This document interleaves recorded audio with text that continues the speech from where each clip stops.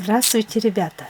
Тема нашего урока «Что роднит музыку с изобразительным искусством?». Великий скульптор и художник эпохи Возрождения Микеланджело Буонаротти сказал: «Хорошая живопись – это музыка, это мелодия». Для того, чтобы понимать произведение искусства, необходимо знать те средства выразительности, которыми пользуются композиторы, писатели, художники. Для показа образной составляющей произведения музыканты используют средства музыкальной выразительности. Их очень много: мелодия и гармония, ритм и темп, форма и регистры, а также штрихи и нюансы. В сцене кораблекрушения в балете «Корсар» стремительного звучания скрипок рисуют картину разбушевавшегося моря с сильным ветром, а звучание ударных инструментов имитирует раскаты грома. В памяти невольно всплывают картины художника-мариниста Ивана Константиновича Айвазовского, не раз запечатлевшего бушующее море и тонущие корабли.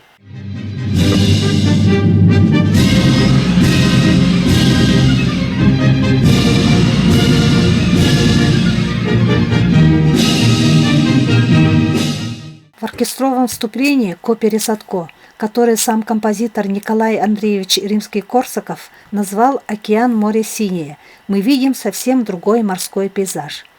Море спокойное, но непредсказуемое, в постоянном движении.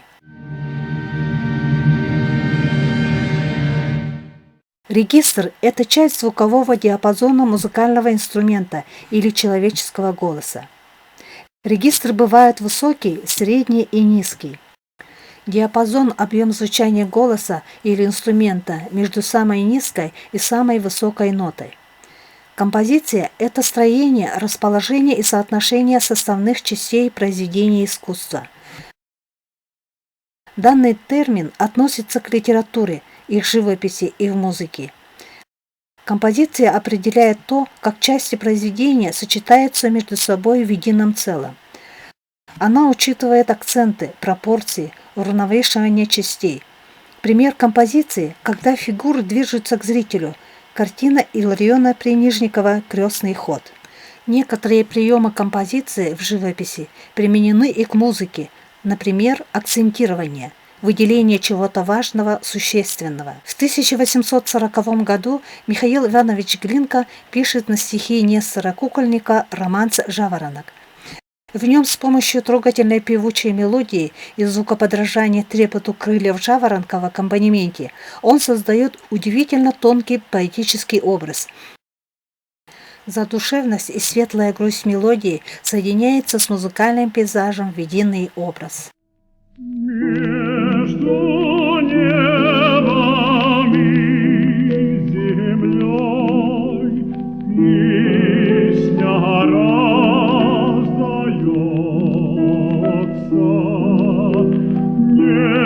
неисходною струей, громче, громче льется.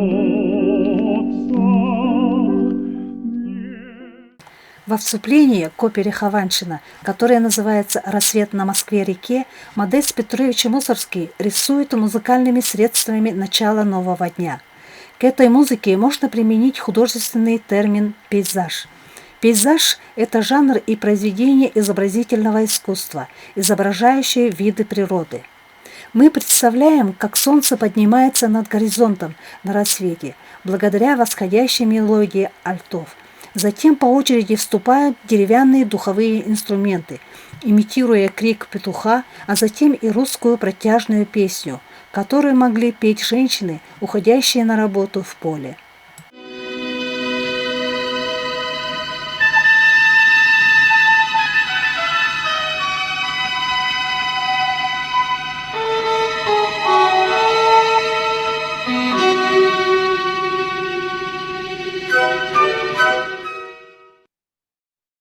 У русского композитора XIX века Петра Ильича Чайковского есть фортепианные циклы «Детский альбом» и «Времена года». В детском альбоме Чайковский создает зарисовки, отражающие детские заботы того времени: «Утренняя молитва», «Новая кукла», «Нянина сказка» и другие сцены из жизни ребенка.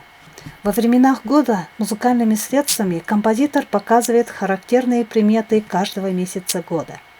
Мелодия в пьесе «Апрель» стремится вверх, что придает музыке легкость и воздушность. В основе трехдольный размер 6/8, что делает музыку похожей на вальс.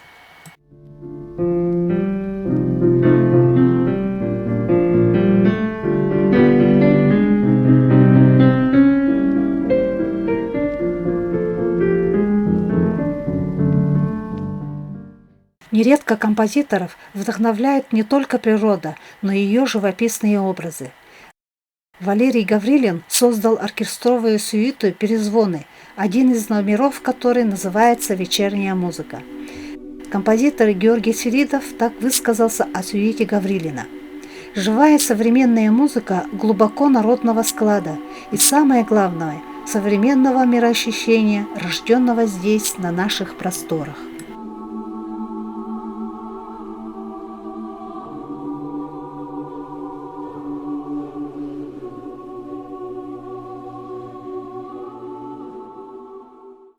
Религиозная тема – одна из излюбленных живописи. Не исчез образов Девы Марии, созданных художниками разных эпох и национальностей. Молитва, обращенная к Богоматери, часто вдохновляла композиторов. Как художники по-разному изображали Мать Иисуса Христа, так и композиторы использовали один и тот же текст молитвы по-разному. Шарль Франсуа Гуно, французский композитор XIX века, написал мелодию к одной из прелюдий Баха. Именно поэтому эта версия «Аве Марии» имеет двойное авторство. Одно из самых известных произведений, посвященных Богоматери «Аве Марии», австрийского композитора Франца Шуберта. Еще одно музыкальное обращение Богородицы создал итальянский композитор и певец Джулио Каччини. Хотя позднее авторство этого композитора, жившего в XVI-XVII веке, стали ставить под сомнение. Есть мнение, что эта музыка принадлежит советскому композитору Владимиру Вавилову.